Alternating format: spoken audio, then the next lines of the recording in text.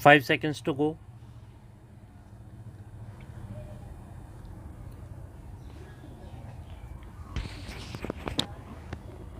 Start.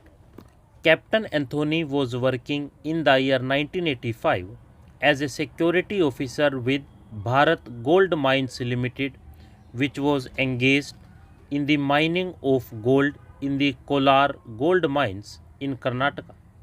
On 2nd June 1985, a raid was conducted by the Superintendent of Police at the residence of Captain, from where a sponge gold bowl weighing 4.5 grams and 1276 grams of gold bearing sand were recovered. He was immediately suspended from his service, and the same day an FIR was registered. The next day, petitioner received a charge sheet, and hence departmental proceedings were also initiated against him. The petitioner then moved an application before his disciplinary authorities, praying that the departmental proceedings be stayed till the conclusion of the criminal proceedings, but his request was turned down. Meanwhile, he returned to his home state of Kerala and requested for an adjournment of the disciplinary proceedings. This request was also turned down. The departmental proceedings went ex parte against the petitioner, where he was found guilty of misconduct. On 7th June 1986, petitioner was dismissed from service.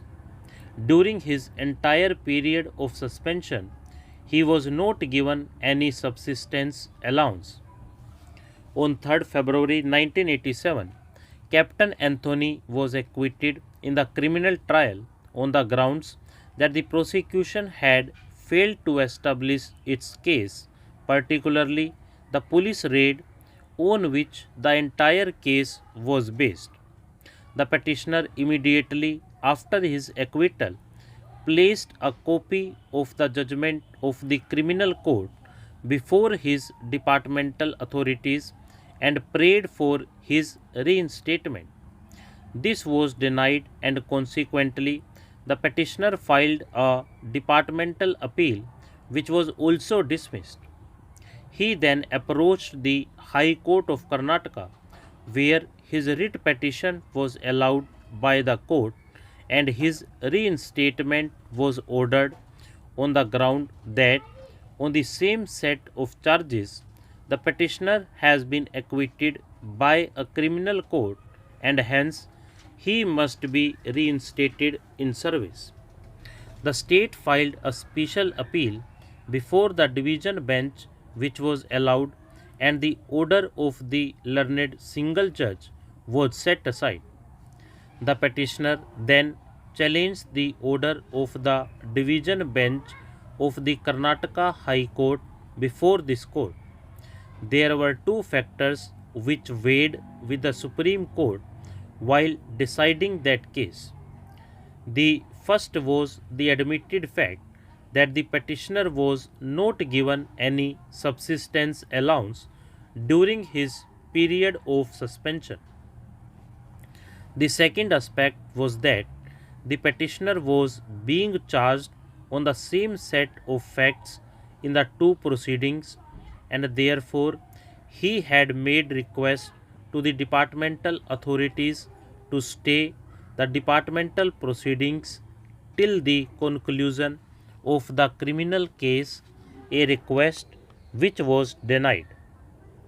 This aspect seems to be the most important factor weighing in the mind of this court, as this court was of the opinion that the charges involved a complicated question of fact and law relating to the raid made by the police, and therefore the departmental proceedings should have been stayed and it should have awaited the result of the criminal proceedings. It was in the raid made by the police that the gold sponge bowl and gold bearing sand were allegedly recovered from his residence.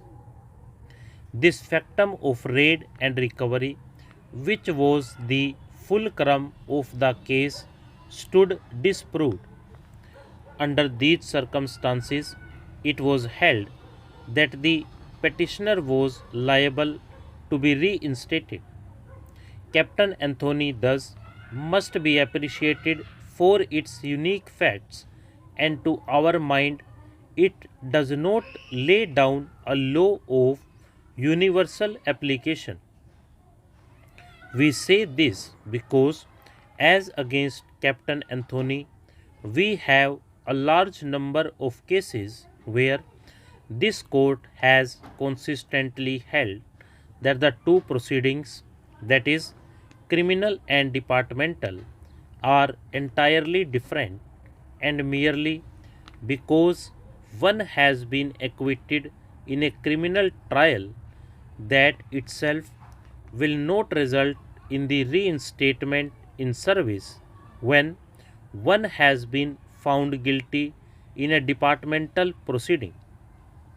We may refer to a few of these decisions. In the case of Union of India versus Sita Ram Mishra, a constable in Central Reserve Police Force was charged for being negligent and careless, and therefore was removed from service. The facts of the case were that the constable, while removing the magazine of his 9 mm carbine gun, accidentally fired 8 rounds, which resulted in the death of one constable who was at the relevant time in the same barrack. The constable was held guilty of misconduct in the disciplinary proceedings and was dismissed from service. Meanwhile, the constable was also tried for the offence under section 304 of IPC in a criminal trial where he was acquitted. He thereafter filed a writ petition before the High Court challenging his dismissal from service. The writ petition was dismissed, but later on an appeal before a division bench, the order of the learned single judge was set aside, and it was ordered that since the constable by that time had been acquitted in the criminal court, he is liable to be reinstated in service, and since by that time he had retired from service. Stop.